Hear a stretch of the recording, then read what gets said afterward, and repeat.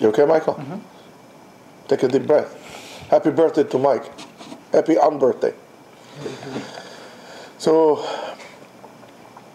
Parashat Terumah offers us a very interesting glimpse in how to live your life. You know, we say that in the Torah, every word and every letter are important. So let's take the name of this parasha and see what can come up with it. Parashat Terumah. If you take the word Terumah, which is, what is Terumah? Donation. And now you change the words around. You go, instead of Terumah, you make it Temura. What's Temura? Substitution? Either, or more like proceeds. Yesh Temura Lema'amatzayich. There is an effort, there is a reward for your efforts. Temura is proceeds. And there's a big difference. When a person is looking for temura,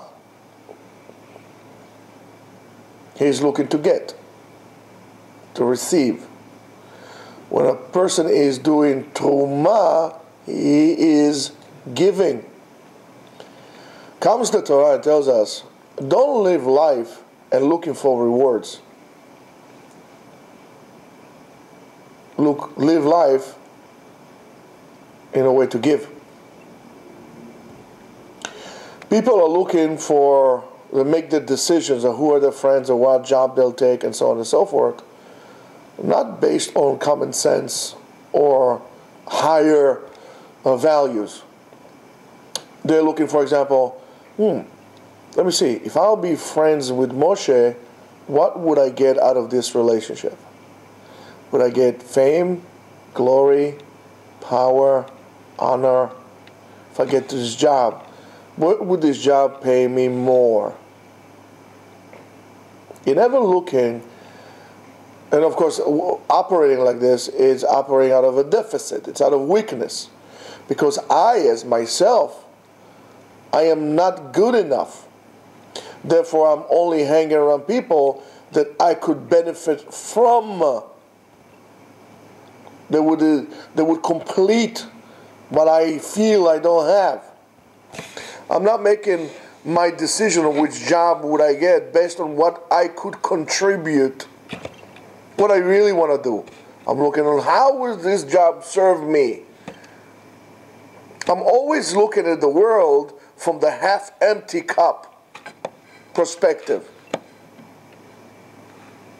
When you are looking to give, you are happy with what you have. You are content. You are full with what you have. Therefore, it's not a problem for you to give, to enhance.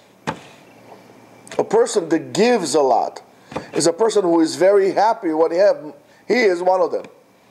Michael always gives.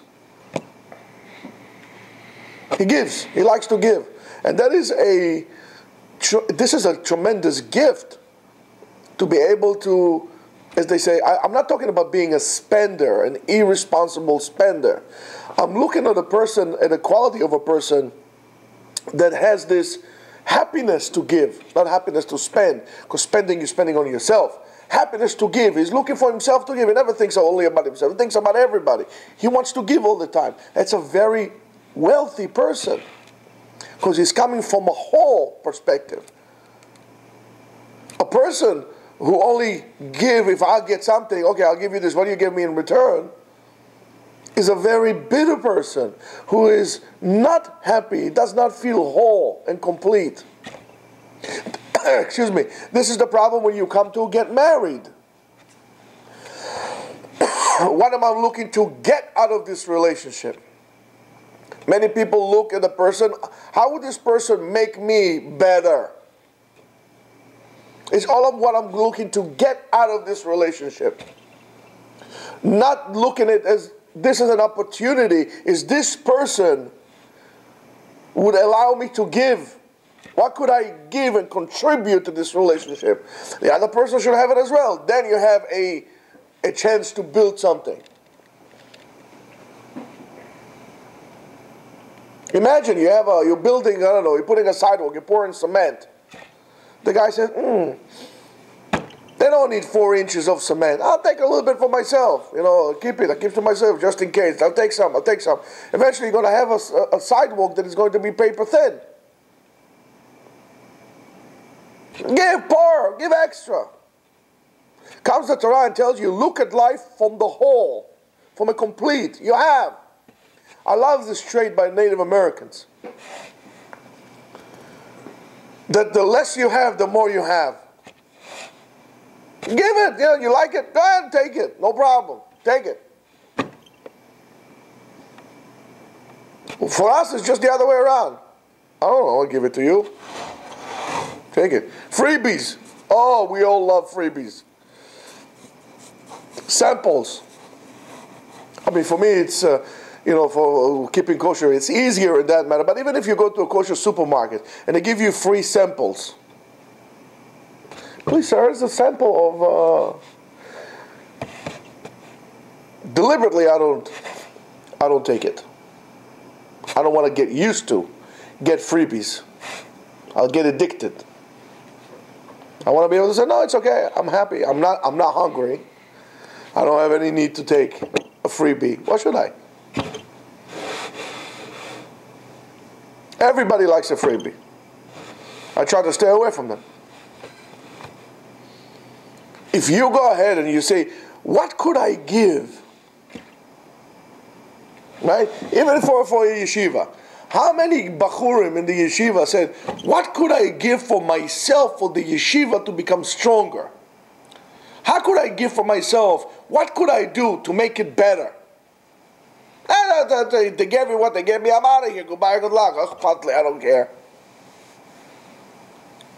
But this is how you live your life. What could I give? To volunteer, to give from yourself. That's why Jews are givers. Jews always give. They give donations. They give sometimes they give places they shouldn't give. Biggest donors anywhere, the Jews. They give. It's in us. The Torah teaches us. When you drift away from the Torah, you're already like making cheshbonot. I give to this. If I'll give to this party versus that party, would they give me more kavod? So your giving is not giving. It's not teruma. It's tmura. What's the numerical value of teruma? 651. 651. 600. That was quick. 651. That's good. That's very good. If you take 651, and now we're going to put it together. How much is 6 plus 5 plus 1? 12. When you give, 12 is like the 12 Shvatim of Am Yisrael. When you give, you're not giving to the other. Ultimately, you give to yourself because you are part of the whole. Giving for the sake of all. You're not giving you're not grinding your money and throwing up in the air. You're giving. And it's time, volunteering, effort. Time is money. The best thing you can do is donate your time for a cause. By the way, that will give you tremendous happiness and meaning in your life. People who volunteer or give from themselves for a greater cause usually have greater meaning in their life. Ultimately, they're happier. Those who are Scrooges, it's always gonna get, usually are the most miserable people in their life, regardless of how many houses they have, where did they go to school, how many cars and mistresses they have, and so on and so forth. They are miserable people because all they do is collect, and they always feel this emptiness inside of them. I'm so empty that I could never find this within myself to give. Comes the Torah says, do not operate from that point. That's why mitzvah tzedakah, even the poorest person who lives from tzedakah, he lives from charity, has to give tzedakah. It's a crazy idea. What are you talking about? This guy sits in a corner on the street, he's begging for money. Yet, you have to develop this within yourself to give. So tzedakah is a big charity, is a big concept in Judaism.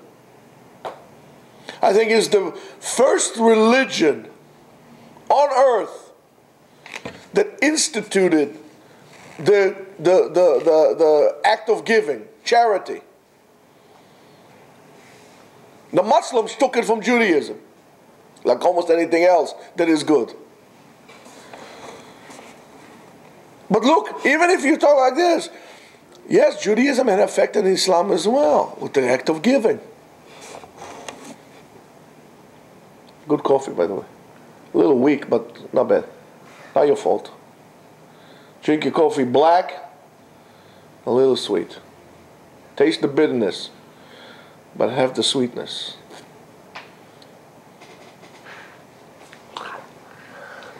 It has to be strong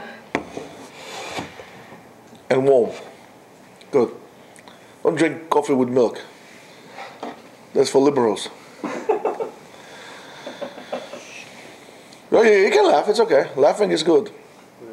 So that's what I'm trying to explain to you. That's what I'm trying to explain to you. In terms of giving and finding, the Torah wants you to operate on a different scale, on a different way. It's not only a mitzvah to give truma. When we take 10% of our proceeds, right, and we give it to the kohen, or we give it to the ani, learn to give. Ultimately, change the way you think. Changing the way you think will change the way your brain is, right? And ultimately, you'll change the whole experience of what your life is all about. And it will be better. And this is how we make the time better. Because you see the need of somebody else. Again, Judaism is fascinating in its ability to teach us how to positively change our lives through action. It's not just words. You go to a bookstore, you're going to find thousands and thousands and thousands of books of how to make your life happy and meaning in your life and so on and so forth. But the problem is that everybody reads it, nobody does it. Judaism tells you, listen, we know, the Torah knows exactly that, yes, talk is talk and so on and so forth. However, you need to start doing it. Give it, Truma. You learn the chukim, you learn the mishpatim. Now you have to start giving. The same thing with learning. It doesn't just limit itself to money all the time. Learning. You learn. Lilmod. What is the reason that you learn? In order for you to teach. Lilmod al menat lelamed. Lishmor, lasot, ulekayem. Therefore, kiyum mitzvot, the establishment of the mitzvot, is dependent on your ability to shift or to transfer from learning, which is receiving, to active, which is teaching. That's the first stage. You're learning just so you could teach others. It's not looking at the cup being half full. It's just concentrating on what I have, and what I have, Baruch Hashem, it's fine, it's okay. Whatever is empty, it's still full with air. It's okay. It's always full. My cup is always full. I always find it with me to give. So if you want to have happier life, if you want to have life with meaning, one of the most important things is you're going to give truma. You're going to give. Ve'alu truma. Who do we give the truma? To HaKadosh Baruch Hu. HaKadosh Baruch Hu says, he said, I created this opportunity for you to give me. HaKadosh Baruch Hu doesn't need us. He gives us everything. Everything is His anyway. But here I'm creating you this opportunity so you can get used to give. So you giving to Hashem without getting anything back, so-called. So you learn to give to your brother as well. Take care of the people, take care of the poor. And there are certain giving of people who are poor in spiritual strength. So you need to be mechazik them, you need to strengthen them. Learn how to give, and you have a good life. That's the way of the Torah. Giving. Ezu ashir hasamech bechelko. The wealthy person is determined by how content he is with what he has.